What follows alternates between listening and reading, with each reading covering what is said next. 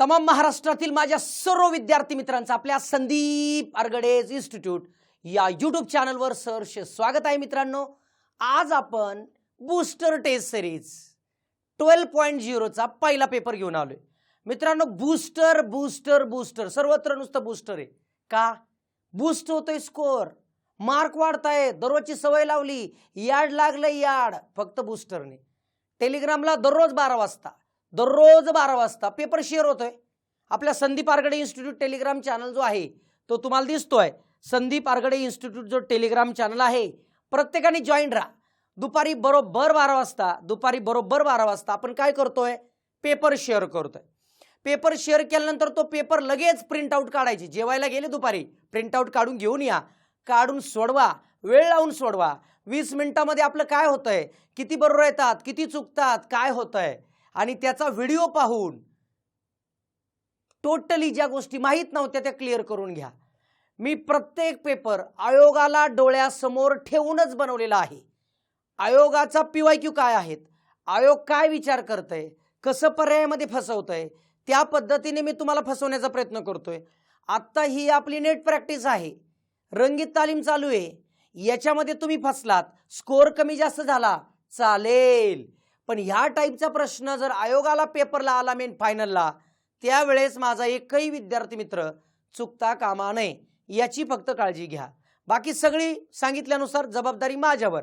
फक्त आणि फक्त डेली जो प्रॅक्टिस करेल तो जिंकतो, ही गोष्ट लक्षात ठेवायचं। त्यामुळे आजचा टेस्ट सोडवत असताना, व्हिडिओ पाहत असताना पहिली टेस्ट सोडवली गेली पाहिजे, सोडवल्यानंतर स्वतः आजमावलं पाहिजे आणि नंतरच एक्सप्लेनेशन पाहिलं पाहिजे। 12.0 मध्ये सुद्धा टोटल 15 पेपर होणार। सांगितल्यानुसार नेहमी आतापर्यंत आपल्या नित्य नियमानुसार पहिले 3 पेपर हे यूट्यूबवर पण अवेलेबल राहतील, ॲपमध्ये पण राहतील। 4 पासून तर 15 पर्यंत आपल्या ॲपमध्ये पेपरचं एक्सप्लेनेशन राहील। पेपर तर सगळ्यांनाच अवेलेबल आहे, खुली किताब आहे तुमच्यानुसार, पण ज्यांना एक्सप्लेनेशन पाहिजे त्यांना आपल्या ॲपमध्ये। आणि या बॅचची फी फक्त आणि फक्त तुम्ही पाहताय 110 रुपये फी बॅचची। फक्त किती रुपये फी आहे? 110 रुपये फी आहे। तर तुम्ही ती जॉईन करू शकता।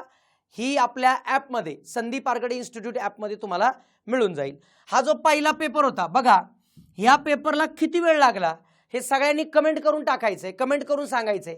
माझ्या इंडिव्हिज्युअल नंबरवरती सांगितलं तरी चालेल मित्रांनो, पण स्वतःला एकदा चेक करा, आजमवा, आव आणू नका। अभ्यास आणि आभास आपण नेहमी बोलत आलोय बघा, की आभास नसावा अभ्यास असावा। की माझा सराव चालू आहे का, माझा अभ्यास चालू आहे का, का मी जगाला दिखावा म्हणून काम करतोय, हे स्वतः चेक केलं पाहिजे। त्यामुळं तुम्ही सगळ्यांनीच याला रिप्लाय करा।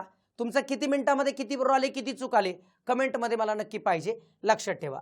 बघा पहिलाच प्रश्न आपण कोडिंग डिकोडिंगचा घेतला होता। पहिला प्रश्न बघा मित्रांनो, पहिलाच प्रश्न आपण घेतला होता कोडिंग डिकोडिंगचा, कंपॅरिझन कोडिंगचा प्रश्न घेतला होता, तुलनात्मक संकेतन। ह्या स्टेटमेंट दिलेत। स्टेटमेंट काय आहे बघा, हा स्टारचा अर्थ होतो ए हा बी पेक्षा लहान आहे, म्हणजे मी स्टार सिंपल असं करतो, लहान आहे लहान, ठीक आहे। पुढे ट्रायंगलचा अर्थ पी हा क्यू पेक्षा मोठा किंवा समान आहे, ट्रायंगलचा अर्थ मोठा किंवा समान, त्याची कोडिंग करून घेतली। पुढे इक्वलचा अर्थ समान आहे, म्हणजे इक्वलचा अर्थ समान आहे लिहून घेतलं। पुढे गेलो मी, डायमंडचा अर्थ मोठा आहे, डायमंडचा अर्थ मोठा आहे, लक्षात ठेवा, डायमंडचा अर्थ मोठा आहे लिहून घेतलं। आता ज्या वेळेस मी कोडिंग लिहून घेतो त्याच्यानंतर माझा दुसरा टप्पा काय, तो विधानामध्ये जे जे लेटर्स आहेत KLMN हे लिहून घेणं गरजेचं आहे। मग बघा आता के आहे, के लिहिला, नंतर यल आहे बघा, के च्या नंतर यल, यल नंतर कोण आहे यम, पण यम नंतर यन नाहीये, तर यनचं रिलेशन के बरोबर आहे, मग इथं यन लिहिणं गरजेचं आहे, लक्षात ठेवा। कोणाचं रिलेशन कोणाबरोबर आहे ते शेजारी लिहिणं गरजेचं। मग पहिलाच एन के, इथं एन के बघा, स्टारचा अर्थ लेस होतो, एन हा लहान आहे के पेक्षा। पुढे रिलेशन कोण आहे, के एल, इथं पण के एल आहे। इक्वलचा अर्थ काय होतो, इक्वल लिहिला। यल डायमंड यम, डायमंडचा अर्थ काय होतो, ग्रेटर, यल हा ग्रेटर आहे यम पेक्षा। आता हे पाहून जेव्हा कधी अशी विरोधातली चिन्ह येतात त्यांच्या इकडच्यांचं कधीच जमत नाही, किंवा विरोधातली अशी चिन्ह येऊ शकतात उलटी, यांच्या इकडच्याचं कधीच जमू शकत नाही। म्हणजे यम आणि यलचं कधीच जमू शकत नाही, यम आणि यनचं कधीच जमू शकत नाही, इलिमिनेट। ऑप्शन 2 चुकला. आता पहिला बघा, यम डायमंड, डायमंडचा अर्थ ग्रेटर होतो. यम हा मोठा आहे के पेक्षा, यम हा मोठा आहे के पेक्षा, कोणापेक्षा के पेक्षा, कोणापेक्षा के पेक्षा. केला 10वीत घ्यायचं, के 10वीत, यल पण 10वीत, यम हा लहान आहे म्हणजे 9वीत. मग वाक्य काय आहे? यम हा मोठा आहे के पेक्षा. मोठा आहे का? नाही, चूक. म्हणजे दोन्ही असत्य आहे.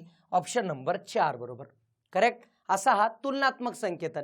मित्रांनो, आपलं नेहमी खासियत आहे, बूस्टर टेस्ट सिरीज एवढं प्रत्येकजण का सोडवतोय? सर या व्हरायटीचा प्रश्न आला तर माझा कधीच चुकला नाही पाहिजे, ही विद्यार्थी मित्र काळजी घ्यायला लागलेत. आणि तीच फक्त तुम्ही काळजी घ्या, प्रत्येकाने काळजी घ्या. जे सिरियसली अभ्यास करतायत त्यांनी जी गोष्ट सांगितली ती गोष्ट कराच. या टाईपचा प्रश्न जर आला तर सर माझा कधीच चुकू शकत नाही, याची मी फक्त काळजी घेणार. बाकी तुम्हाला तर माहिती आहे आपला हा कार्यक्रम कंटिन्यू चालू राहणार आहे, त्यामुळं हे दोन्ही चुकीचे आहे. ऑप्शन 4 बरोबर.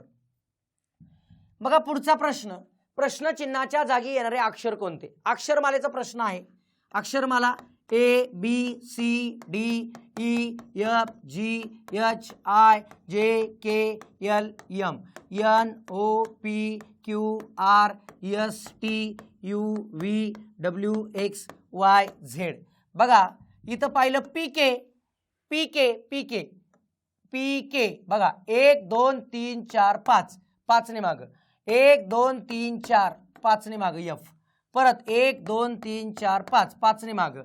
परत 1 2 3 4 5, 5 ने माग. आता परत 1 2 3 4 5, म्हणजे काय येणार पुढे?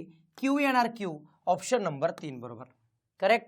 अक्षरमाला पहा, फिरतंय कसं पहा, जमतंय. याच्यासाठी सगळ्यात महत्त्वाचं, आयोगाची एक्स्ट्रा प्रॅक्टिस करायची असेल तर आयोगाचे PYQ जे ग्रंथ आहेत आपले, PYQ बुक्स असतात, त्याच्यातून प्रॅक्टिस करा मित्रांनो, त्याच्यातून प्रॅक्टिस करा. म्हणजे तुम्हाला आयोगाला जर ओळखायचं असेल आणि परीक्षेला कोणत्या पद्धतीचे लॉजिक येतील, मनाने कुणीच लॉजिक टाकत नसतंय. पेपर सेटर सुद्धा PYQ पाहत असतो.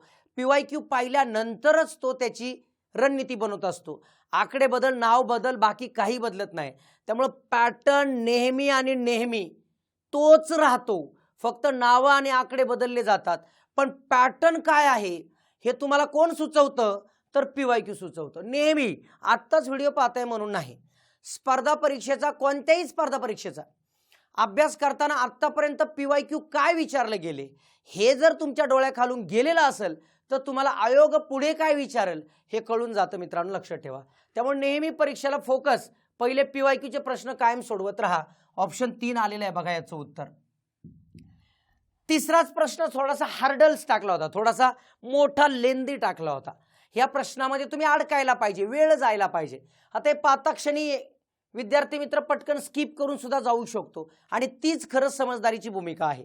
मोठा प्रश्न दिसला नंतर बघू बाबा तुझ्याकडं, कारण अशा टाईपचे प्रश्न हे मला गंडवण्यासाठी टाकलेले असतात, हे आपल्याला विद्यार्थी म्हणून लक्षात आलं पाहिजे. बघा प्रश्न काय, ABCDE पत्त्यांचा खेळ खेळत आहेत. किती आहेत? 5 लोक.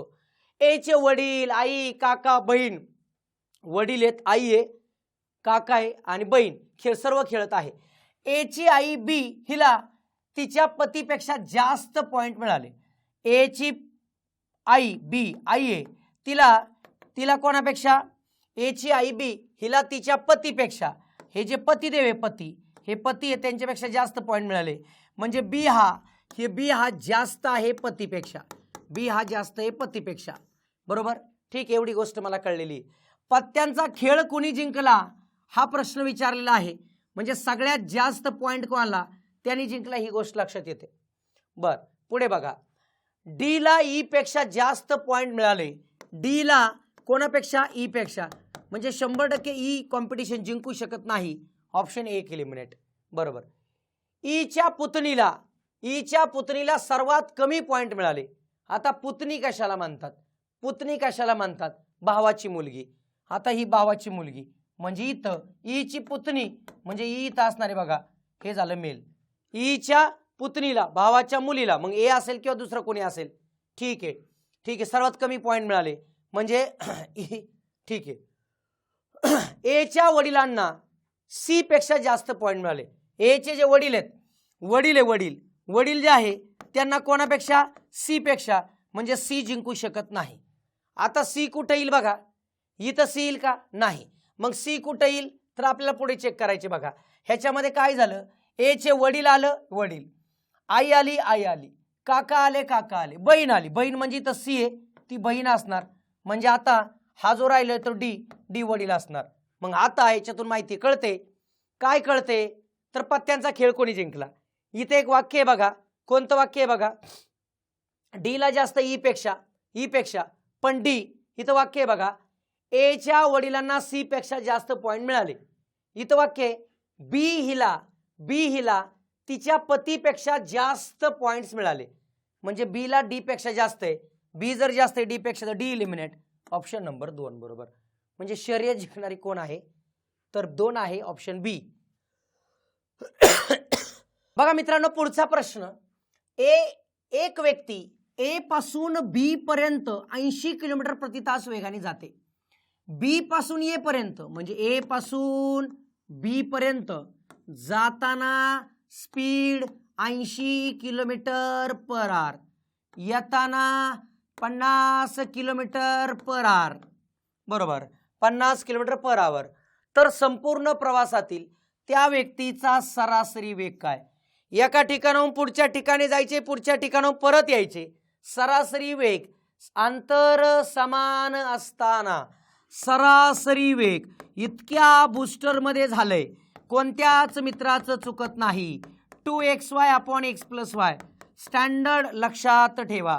हे 2 वेगांच्या सरासरीचं सूत्र, त्याचबरोबर 3 वेगांचं माहीत असावं, 3xyz upon xy plus yz plus xz. याच्यावरती इतके शॉर्ट व्हिडिओचा कार्यक्रम चालू आहे माझा रेग्युलर. जे विद्यार्थी मित्र आता यूट्यूबवर पाहत आहेत त्यांनी जेवण करत असताना फावल्या वेळामध्ये दुसऱ्या रील्स बघण्यापेक्षा 1-1 मिनिटाच्या ज्या आपल्या अभ्यास उपयोगी ज्या काही रील्स आहेत ते पहा. मग सरासरी वेग 2 गुणिले पहिला वेग 80, दुसरा वेग 50 भागिले 80 प्लस 50. आता यांचा विचार करू, 2 गुणिले 80 गुणिले 50 भागिले 130. मग यांचं कॅल्क्युलेशन करूया, 0 गेला 0 गेला. आता काय भाग येऊ शकतो, 2 गुणिले 8 16, 16 85, 800 भागिले 13, बरोबर. 13 1 13, 13 2 26, 13 39, 13 52, 13 5 65, 13 78, 6 आला बघा 78, 2 उरले, 13 1 13, 61 पॉईंट समथिंग, ऑप्शन नंबर 4 बरोबर. म्हणजे तुम्हाला इथे एक पॉईंट कळला, सर 2 वेगांची सरासरी करायची असेल तर 2xy upon x plus y, 3 वेगांची सरासरी काढायची असेल 3xyz xy yz xz. लिहून ठेवा, नोट डाऊन करून ठेवा. या टाईपचा प्रश्न जर सरासरी वेगाचा कधी आला, पण याची अट एक आहे, काय पाहिजे, अंतर समान पाहिजे, लक्षात ठेवायचं. एका कुटुंबात 6 सदस्य आहेत. आता हाही थोडा मोठा पझल टाईप नातेसंबंध विचारलाय बघा. एका कुटुंबात 6 सदस्य आहेत, त्यातील आर हा इंजिनियर असून त्याचे लग्न एका डॉक्टर मुलीशी झालेलं आहे. आर हा इंजिनियर असून त्याचे लग्न डॉक्टरशी झालेलं आहे. यस या शिक्षकाचे लग्न वकील मुलीशी झालेलं आहे. टी हा यसचा मुलगा आहे, यसचा मुलगा कोण, टी मुलगा आहे मेल, कोणाचा, यसचा, बरोबर. यस या शिक्षकाचे लग्न वकील मुलीशी झालेलं आहे. मग यांची जी मुलगी आहे ती वकील आहे, ही गोष्ट कळते. पुढे पुढे पुढे, टी हा यसचा मुलगा आहे, ओके, व तो यूचा भाऊ आहे, म्हणजे याला इक्वल यू असणार. वी ही पीची सून आहे, बर. यू एक विवाहित डॉक्टर आहे, विवाहित डॉक्टर आहे, म्हणजे कोण आहे माहित नाही, विवाहित डॉक्टर. आता इथे एक वाक्य कळतंय बघा, कळतंय. आर हा एक इंजिनियर असून त्याचे लग्न एका डॉक्टर मुलीशी झालेलं आहे. यू एक विवाहित डॉक्टर आहेत, म्हणजे इथं कोण आहे, फिमेल आहे, त्यांचं लग्न आरशी झालंय, म्हणजे हे मेल आले, करेक्ट आहे. पुढे बघा, पी ही यूची आजी आहे, म्हणजे इथं पी आजी आली बघा, पी फिमेल आली. आता वाक्य येतंय का अजून, काय बघा काय, वी ही पीची सून आहे, पीची सून मुलाची बायको, ओके, वी ही सून आली. आता 6 लोक झाली का, झाली. मग कोणाचं नातं विचारलंय, आरचे व्हीसी नाते काय, आर हा व्हीचा कोण, आर हा व्हीचा कोण, आर हा व्हीचा कोण. ह्या जोडप्याला 2 पोर आहेत, 2 आहे बघा, 2 बरोबर, 2 आहे, 2 आहे. आर हा व्हीचा कोण, ह्याला 2 आहे, मुलीचा नवरा, म्हणजे आर हा व्हीचा कोण होतो, जावई, ऑप्शन नंबर 4 बरोबर. ठीक आहे. बघा पुढचा प्रश्न, एका वर्गात मुले व मुली यांचे गुणोत्तर 7:4 आहे. 7:4 आहे. जर वर्गातून 12 मुले निघून गेली तर मुले आणि मुली यांचे गुणोत्तर 1:1 होते. तर वर्गात एकूण किती विद्यार्थी होते? आता मुले सुरुवातीला मित्रांनो, मुले सुरुवातीला होती 7x आणि मुली किती होत्या? 4x. 4x. आता कोण निघून गेलं? मुले निघून गेली, म्हणजे -12. 7x - 12 छेद 4x, त्यांचं गुणोत्तर 1:1 होते. बस सोडवा. Cross multiplication. 7x - 12 बरोबर 4x. 7x - 4x बरोबर 12.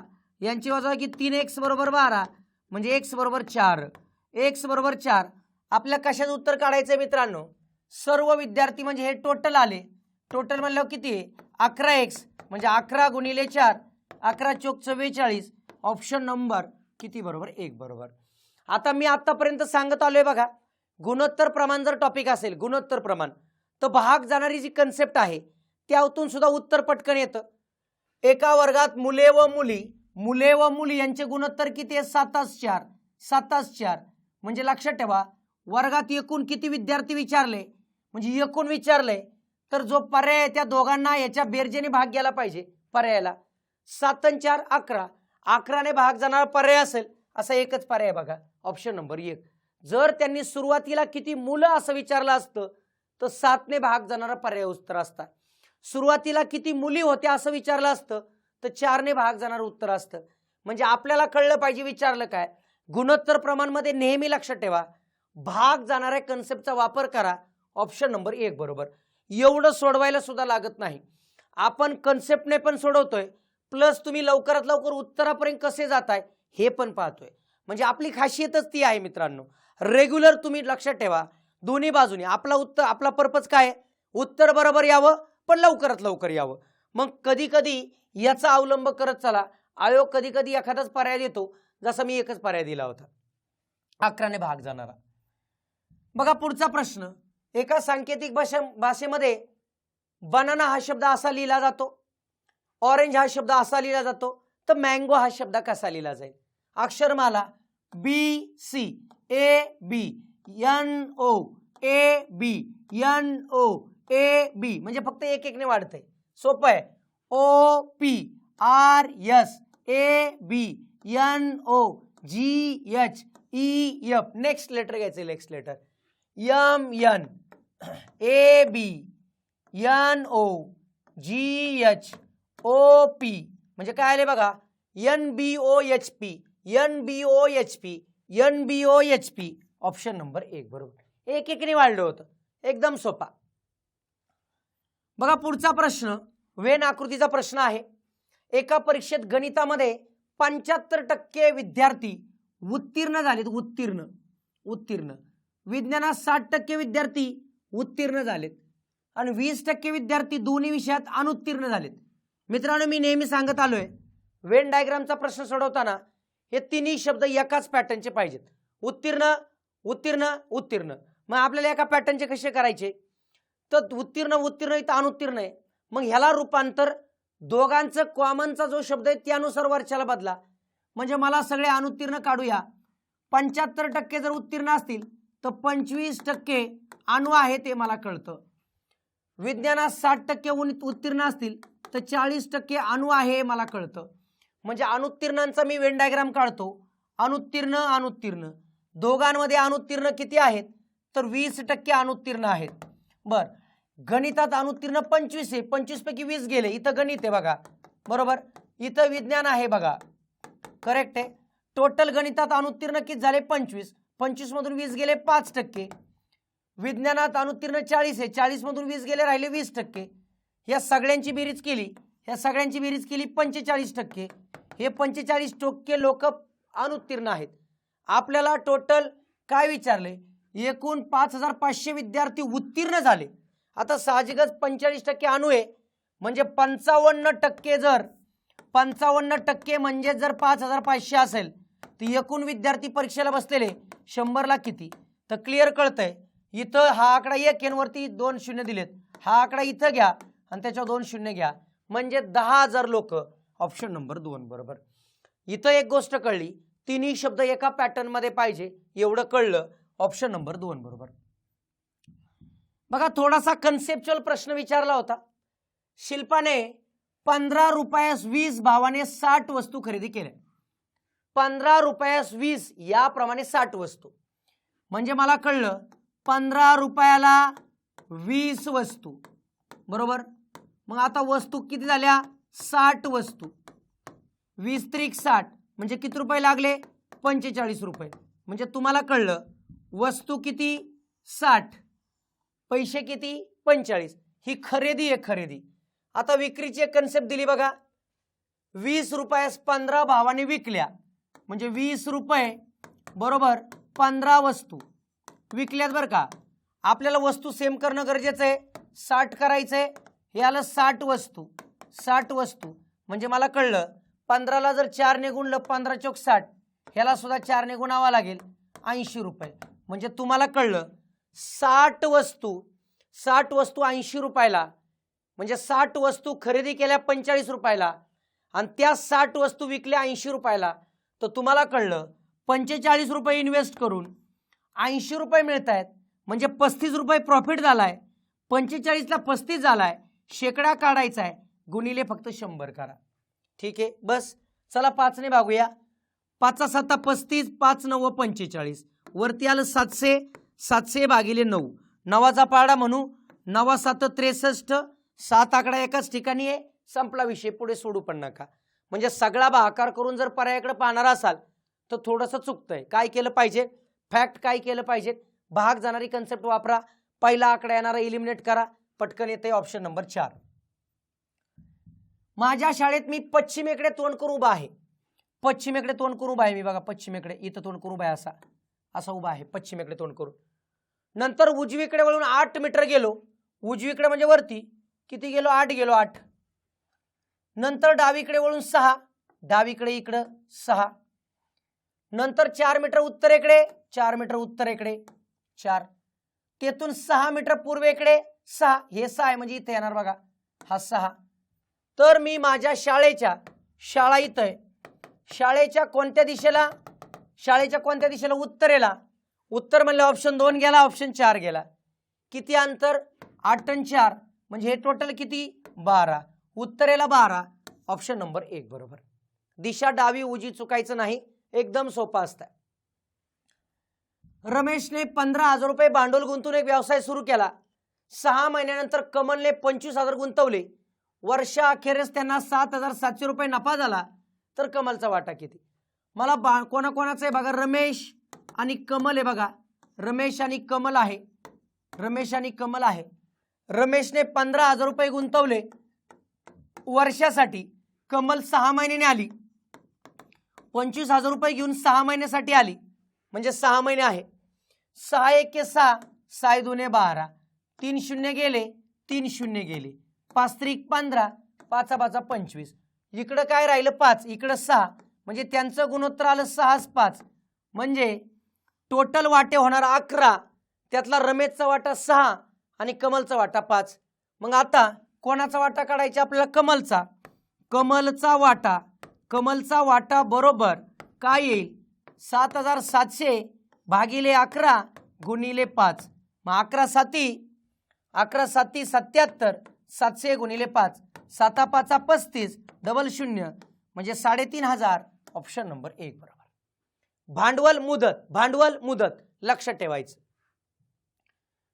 साखरेच्या भावात पहिल्या वर्षी 25% वाढ झाली. दुसऱ्या वर्षी 20% वाढ झाल्याने भाव 108 रुपये झाला. तर सुरुवातीचा भाव काय होता? सुरुवातीला साखरेचा भाव 100, 25% वाढ झाली. वाढ म्हणलं की प्लस 125 भागिले 100 गुणिले पुन्हा 20% वाढ 120/100 बरोबर किती होते? 108. बस हे सोडवा म्हणजे 100 तिकडे जाईल, किंवा इथं जर भाग जाईल द्या, 0 0 गेला. 25 5, 25 चौक, 4 1 4, 4 3 12, 5 1 5, 5 2 10 म्हणजे x बरोबर 108 गुणिले 2 भागिले 3. चला 3 ने भागूया. 3 3 9, 3 6 18, 36 2 72 म्हणजेच काय रे? किती? सुरुवातीचा भाव 72 होता, ऑप्शन नंबर 1 बरोबर. पटापट कॅल्क्युलेशन करता आले पाहिजे. बघा मित्रांनो, पुढचा प्रश्न. दर साल दर शेकडा 8 दराने एका मुद्दलाचे 2 वर्षाचे चक्रवाढ व्याज व सरळ व्याज यातील फरक 36 रुपये आहे, तर त्या रकमेचे त्याच दराने 2 वर्षात सरळ व्याज किती? पहिली रक्कम काढली पाहिजे. 2 वर्षाचं सरळ व्याज आणि चक्रवाढ फरकाचं सूत्र काय आहे? P इंटू ब्रॅकेट R/100 वर्ग. करेक्ट आहे. फरक किती दिलाय? 36. P गुणिले R/100. रेट किती आहे? 8/100 2 वेळा 8/100. करेक्ट आहे. मग या इकडं 36 गुणिले 100 गुणिले 100 भागिले 8 गुणिले 8 म्हणजे माझी मुद्दल येते. मग 8चा पाडा 4चा पाडा काय म्हणता येईल बघा. 4 दुने 8, 4 4 9 36. बरोबर. ठीक आहे. आता वरती काय ते बघा. वरती भाग जात असेल पटापट देऊया. 8ने भाग दिला किंवा 2ने भाग देऊ. 2ने भाग दिला तर किती येते? 50 येते. बरोबर. 4ने भाग दिला 4 दुने 8 हे आलं 25. 2ने भाग दिलं 25. 25 गुणिले 25 किती आलं? 625. 625 गुणिले 9. 9 5 45 हातचा आला 4. 9 दुने 18 4 22 हातचा आला 2. 9 सक 54 2 56 म्हणजे 56 25 ही रक्कम आली. आता सरळ व्याज काढायचे. सरळ व्याजाचं सूत्र मित्रांनो माहिती आहे आपल्याला. सरळ व्याज कसं काढणार? PNR भागिले 100. आता रक्कम मिळालेली आहे आपल्याला किती? 56 25. किती रेटने? 8. बरोबर. वर्ष किती? 2 भागिले 100. चला कॅल्क्युलेशन करू. 2ने भागलं 50 येणार. बरोबर. अजून 2ने भागलं 4 25 येणार. मग 25ने भागा. 25 दुने 50 उरले 6 62 झाले. 25 दुने 50 उरले किती? 12. 25 5 म्हणजे 225 गुणिले 4 म्हणजे 900 रुपये हे येणार तुमचं व्याज. ऑप्शन नंबर 1 बरोबर. करेक्ट. खालील अपूर्णांकाची चढत्या क्रमाने मांडणी करा. अपूर्णांकाचा लहान मोठेपणा ठरवणे. अंश आणि छेद जर वेगळा असेल सिंपल भाग देणं. कसा भाग द्यायचा? 13/16, 17/20 आणि पुढे आहे 21/25. डायरेक्ट पॉईंटमध्ये ज्यांना जमते त्यांनी पॉईंटचा विचार करा. ज्यांना पॉईंट पाहिलं भीती वाटते घाबरताय 2-2 शून्य द्या आणि मग भागाकार करा. आता इथं साधं सोपं गणित आहे. पाडेपाठ पाहिजे. पाडेपाठ पाहिजे. मग भाग देऊया. चला.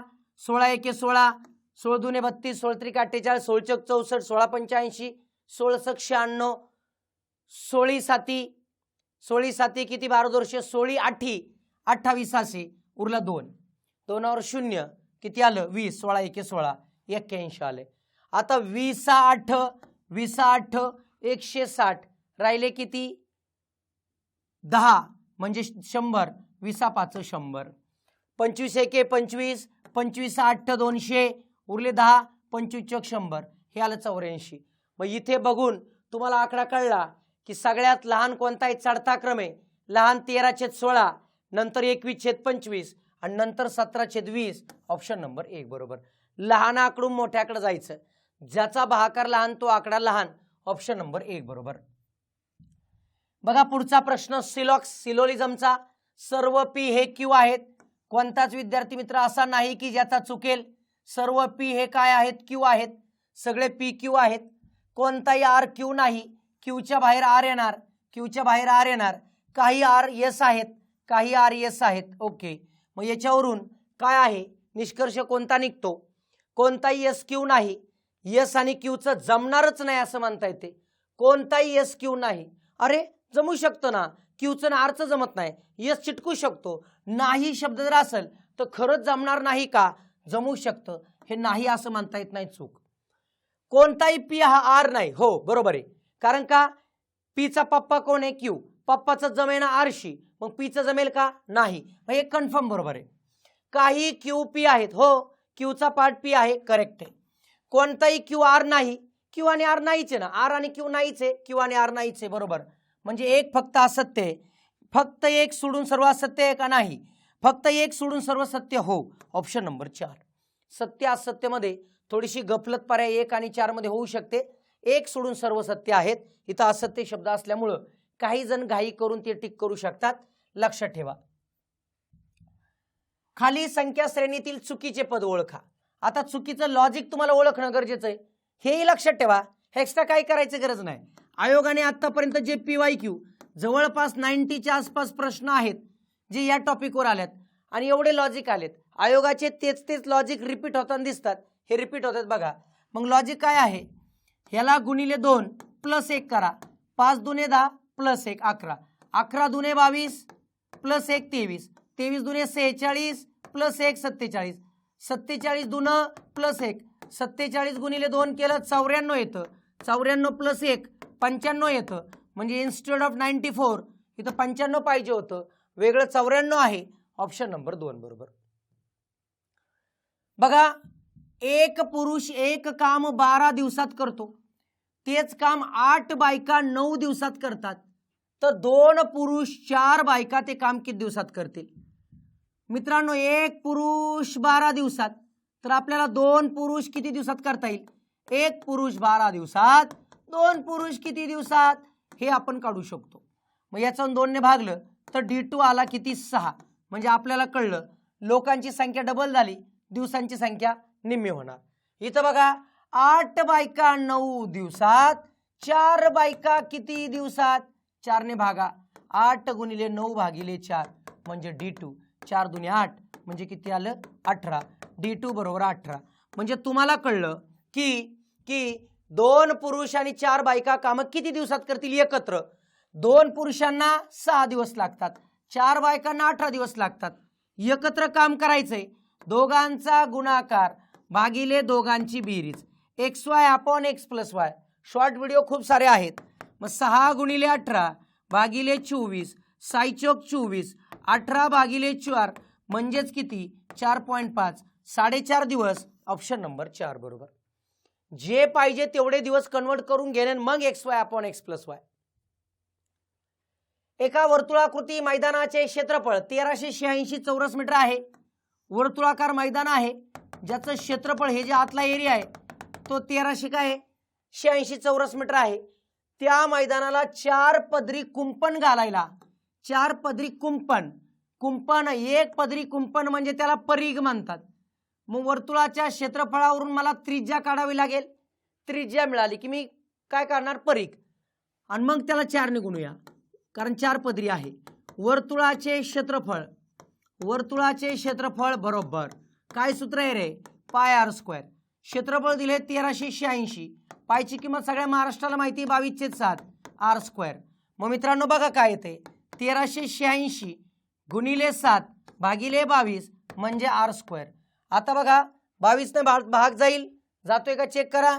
चला, 22 एके 22, 22 सक 32 असे, 22 सक 32 असे, उरले 6, 22 त्रिक 66. मग यांचा गुणाकार करू, 7 त्रिक 21, हातचा आला 2, 7 सक 42 आणि 2 42, आर वर्ग. मग 444 कितीचा वर्ग? 21चा, म्हणजे आर बरोबर 21. आता त्रिज्या किती आली? 21, म्हणजे ही त्रिज्या 21 आली. मित्रांनो, परिघ काढायचे, एक पदरी कुंपण म्हणलं की परिघ, मग परिघ बरोबर, आणि 4 पदरी म्हणलं की त्याला 4 ने गुणायचं. परिघा सूत्र 2 पाय आर, 2 गुणिले 22/7 गुणिले 21, आणि फायनली याला फक्त किती गुणा? 4 पदरी म्हणून 4 ने गुणा. 7 एके 7, 7 त्रिक 21, 3 चौक 12, 44 गुणिले 12, 44 गुणिले 12. आता साहजिकच 44 गुणिले 12, 12 चौक 48, एकक स्थानी 8, एकाच ठिकाणी डन, विषय संपला. सगळा गुणाकार करत बसायची गरज नाही. काहींचं एवढं ठोकताळा पटापट असतो की 44ला 10 ने जरी गुणलं असतं तर 440 झालं असतं. 10 पेक्षा जास्त आहे, 12 आहे, म्हणजे 440 पेक्षा मोठं उत्तर येणार. एकच पर्याय. म्हणजे थोडंसं स्मार्टनेस तुमच्यामध्ये डेव्हलप झाला पाहिजे. अख्खा गुणाकार करून जर तुम्ही पर्याय टिक करणार असाल तर तुम्ही थोडक्यात पास व्हाल, पण घासून व्हाल. तुम्हाला जर लीडमध्ये पास व्हायचं असेल आणि कमी वेळात जर काम करायचं असेल तर छोट्या छोट्या गोष्टी तुमच्या झालेल्या पाहिजे. ऑप्शन 4. अशी सर्वात लहानात लहान संख्या शोधा की जिला 8, 12, 15, 18 ने भागले असता बाकी 3 उरते. बाकी उरते, शिल्लक राहते, कळते ना? बाकी उरते, शिल्लक राहते, हे जे शब्द असतील तर लक्षात ठेवा, यांचा लसावी काढून मिळवायचं 3. मग 8, 12, 15, 18 यांचा लसावी काढू, 2 ने भाग जाईल, द्या 2 ने, 4, 6, 15, 9. आता 3 ने जाईल, 4 तासात 3 दुने 6, 3 5 15, 3 त्रिक 9. आता 2 ने जाईल, बे दुने 4, बे एके बे 5 आणि 3. आता जाणार नाही. मग यांचा जो गुणाकार येईल तो आपला आला लसावी. मग लसावी बरोबर 2 गुणिले 3 गुणिले 2 गुणिले 2 गुणिले 5 गुणिले 3. विचार करा काय होतंय. 42 6 6 दुने 12 12 दुने 24 24 गुणिले 5 24 5 120 120 दुन 360 360 आले लसावी. उरतंय म्हणजे उरलं म्हणलं की हे ऍड करायचं. 360 प्लस 3 म्हणजे 363 होणार. बघा 8 ने भागल्यावर 3 उरतंय का बघा ह्याला. 8 ने भागल्यावर 8 चौक 32 उरले 4 43 बरोबर. 8 45 3 उरलं. 12 ने भागा 3 उरतात. 15 ने भागा 3 उरतात. 18 ने भागा 3 उरतात. म्हणजे तुम्ही बाय ऑप्शन सुद्धा सोडू शकता किंवा लसावी मेथडने सोडू शकता. ऑप्शन नंबर 2 बरोबर करेक्ट. बघा शेवटचा प्रश्न सोपा. प्लसचा अर्थ मायनस घ्या, मायनसचा गुणिले, भागिलेचा प्लस आणि गुणिलेचा भागिले आणि हे सोडवा. 30 गुणिलेचा अर्थ मित्रांनो काय आहे भागिले 6. भागिलेचा अर्थ +8. मायनसचा अर्थ होतो गुणिले 5 आणि प्लसचा अर्थ होतो -10. सोडवा. पहिल्यांदा बॉर्डनुसार भागाकार करायचा. 6 पंचे 30 प्लस 8 पंचे 40 -10. यांची बेरीज 45 वजा 10 म्हणजे 35. फायनल उत्तर ऑप्शन नंबर 4 बरोबर करेक्ट आहे. अशा तऱ्हेने 20 प्रश्न पाहिले मित्रांनो. हा बूस्टर 12.0चा पहिला पेपर आहे. ही बॅच तुम्हाला ॲपमध्ये दिसेल. ॲपमध्ये जा, टेस्ट सिरीजमध्ये जा. 12.0 आपल्या संदीप आरगडे इन्स्टिट्यूट ॲपमध्ये जायचं. प्ले स्टोअरवर आहे, डाउनलोड करा. ते गेल्या ॲप स्टोअर पण आहे, डाउनलोड करा. गेल्यानंतर रजिस्ट्रेशन करा. मग तुम्हाला टेस्ट सिरीजमध्ये जाऊन बूस्टर 12.0 दिसेल. त्याची फी पेड करा. फक्त 110 रुपये फी आहे. ज्यांनी आत्तापर्यंत बॅचेस घेतल्या असेल तर त्यांच्यासाठी ऑफर पण आहे. माऊली यांनी कुपन कोड वापरा.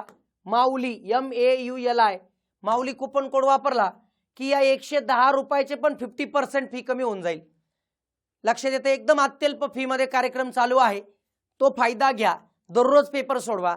15 पेपर अवेलेबल या टेस्ट सिरीजमध्ये होणार आहे. पहिले 3 यूट्यूबवर. तुम्हाला यूट्यूबवर पाहून आता कळलंय. काही जणांना आजचा पेपर सोडवला सर एका पेपरने माझं मन भागत नाही किंवा तो कॉन्फिडन्स यायला पाहिजे तो नाही येत. त्या विद्यार्थी मित्रांनी लक्षात एक गोष्ट ठेवायची की आपले जे बूस्टर सराव ग्रंथ नावाचं जे पुस्तक आहे, बूस्टर सराव ग्रंथ नावाचं पुस्तक आहे, त्याच्यामध्ये 150 पेपर आहे. मागे 11.0 बूस्टर झाली. दररोज 2 पेपर सोडवा. दररोज 2 पेपर सोडवा म्हणजे सोडवा, कंपल्सरी सोडवा. दररोज 2 सोडवा. एक दुपारी जेवल्यानंतर सोडवा, एक रात्री जेवल्यानंतर सोडवा. लगेच व्हिडिओ एक्सप्लेनेशन पाहायचं. व्हिडिओ एक्सप्लेनेशन सगळं पाहू नका. जे प्रश्न चुकले त्याचंच पहा. म्हणजे व्हिडिओ जरी आपला 30-35 मिनिटाचा होत असेल, तुम्हाला हार्डली 10 मिनिटं व्हिडिओ एक्सप्लेनेशन पाहायला लागतील. पेपर सोडवायला 20 मिनिटं. 30 मिनिटाचा कार्यक्रम डेली. एका पेपरला 30, दुसऱ्या पेपरला 30. बस 40 प्रश्न 40 टॉपिक. एवढं जर काम केलं ना मित्रांनो, इतकी कॉन्फिडन्स वाढेल. आणि दुसरा मुद्दा, आयोगाला फेस करण्याची तुमची डेअरिंग होणार. कारण भीती मरून जाते रे. दररोज पेपर पाहून पाहून पाहून भीती मरून जाणार आहे. आणि ही भीती मरण्यासाठी तर टेस्ट सिरीजची गरज असते. नुसत्या स्कोअरच्या मागे पळू नका. मी दररोज पेपर सोडवतोय. पेपरला त्याचा हमखास फायदा होतो. त्यामुळे टेस्ट सिरीज ही भीती घालवण्यासाठी असते हे समजून घ्या आणि आपल्या चुका सुधारण्यासाठी असतात हे समजून घ्या. ठीक आहे, मग भेटूया पुढच्या टेस्टमध्ये. धन्यवाद.